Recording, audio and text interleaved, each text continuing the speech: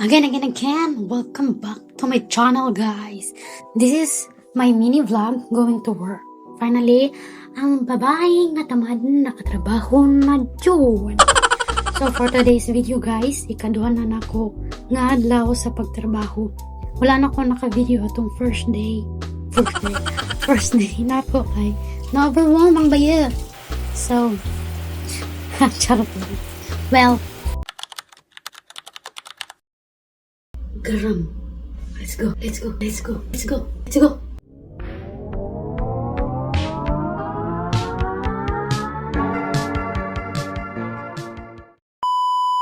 Anyways, na ako sa balay sa kuwang apam. No, balay sa mama sa kuwang apam. Kaya nagtrabaho sad siya.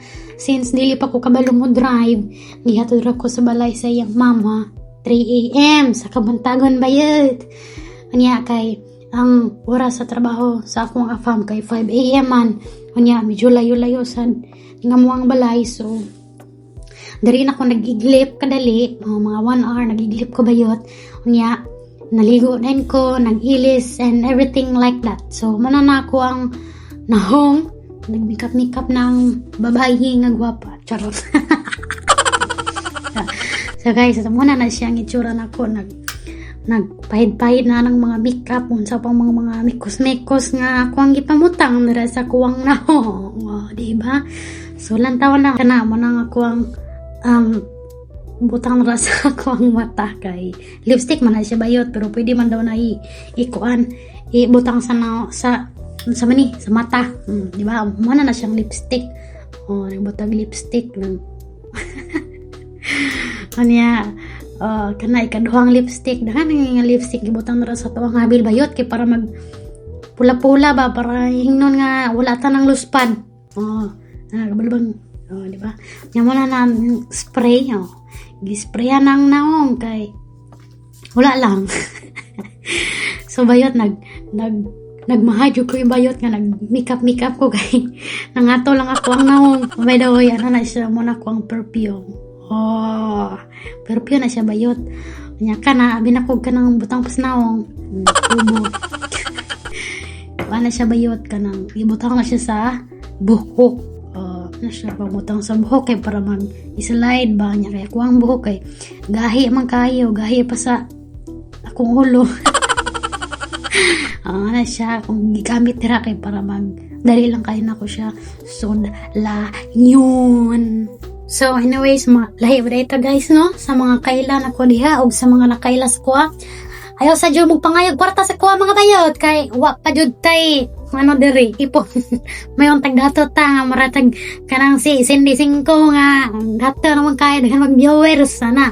Kaya sa yung pangayaw sa kuwain tayo tawon maluoy mo wala lang. Ayaw sa dyan pangayaw guys, ha. Okay, so karon padulong nami sa ako ang trabawan. So mo na ang trabawan, rug shop.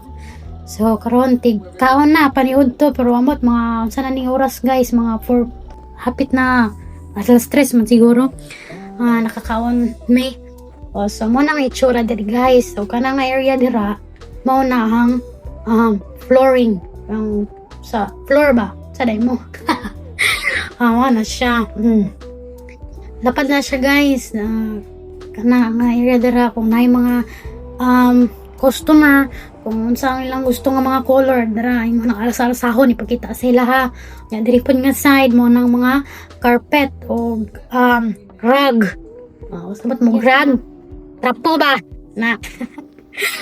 Sama na siya nya mo ni diri nga area mo ni ang rug gallery.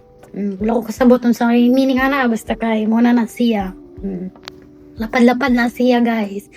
Nya kani diri nga area na pagri ang kanang iring nga nagatulo. Wala lang, share ko lang.